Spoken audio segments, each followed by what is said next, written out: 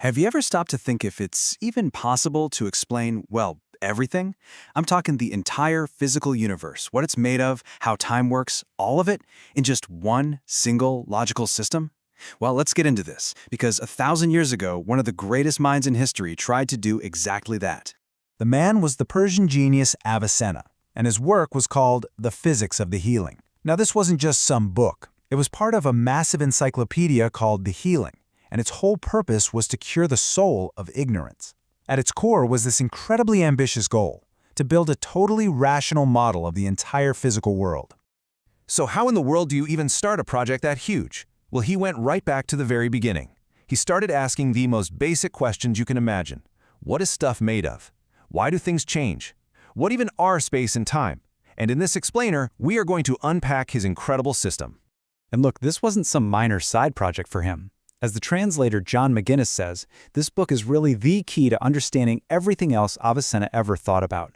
His ideas on psychology, on metaphysics, on the soul, they all grow out of the ideas right here in his physics. So to really get Avicenna, you've got to get his model of the universe first. Okay, so if you're going to explain absolutely everything, where do you begin? Avicenna starts with the absolute basics. He says there are two fundamental ingredients that make up every single thing in existence. First up, you've got matter. But hang on, this isn't matter like a piece of wood or rock. For Avicenna, matter is pure, totally undefined stuff. It's just the raw potential to become something. On its own, it has no features, no identity, it can't even really exist. It's just pure possibility, kind of waiting for a job to do. And what gives it that job? That's the second ingredient, form. Form is like the blueprint, the very essence or structure that gets stamped onto the matter. It's the thing that takes that shapeless stuff and actually turns it into a tree, or a stone, or a person. It gives an object its identity, its whatness, if you will. Avicenna had this really great analogy to make it all crystal clear. Think about a wooden bed, right? The wood itself, that's the matter. It has the potential to be a bed, sure, but it could also be a chair, or a table, or even just firewood. The form is the specific design, the shape of the bed that makes that wood into an actual bed. The thing is, you can't have one without the other. No wood, no bed. But without the bed shape, you've just got a pile of lumber. All right, so we've got the building blocks for what things are, but Avicenna's goal was to explain the whole show, and that means explaining change, why things happen, why they move, how they even come to exist in the first place, and for that, he uses this incredibly elegant framework. He says there are 4 causes that, together, give you a complete explanation for literally anything.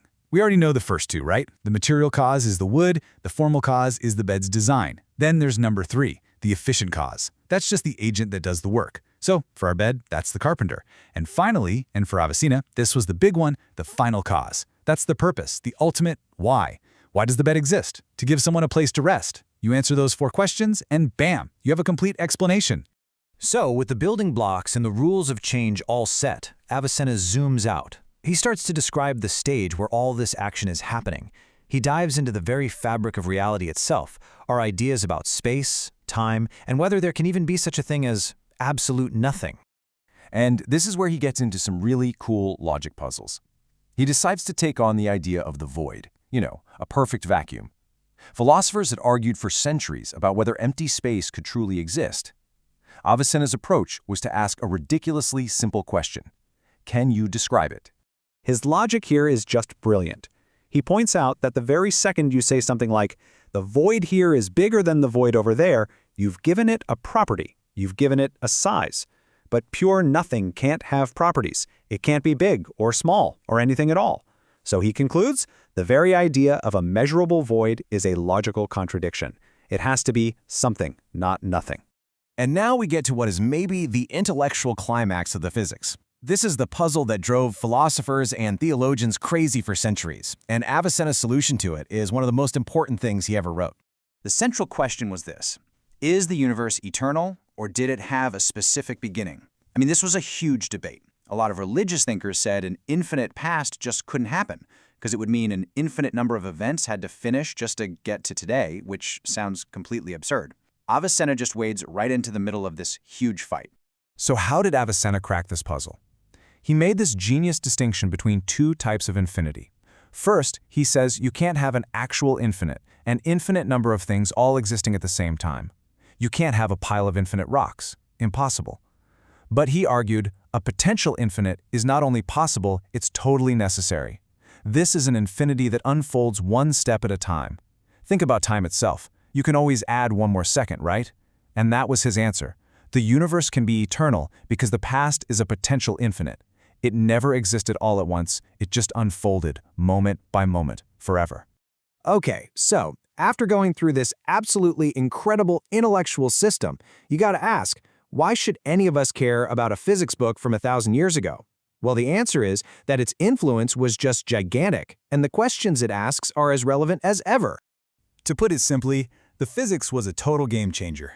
It was the most complete system of its kind in the Islamic world. It handed other fields, like his studies of psychology, a language and a framework to work with. It grappled with all the big questions about causation and infinity that would fuel his most famous works.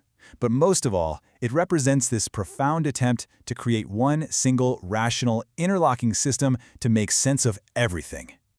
And that kind of leaves us with one last thought.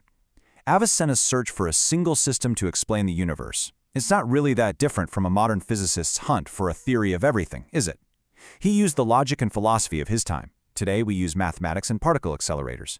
But that fundamental human drive to find one single, elegant explanation for why everything is the way it is, that remains exactly the same. 1,000 years later, his ambition still feels surprisingly and profoundly modern.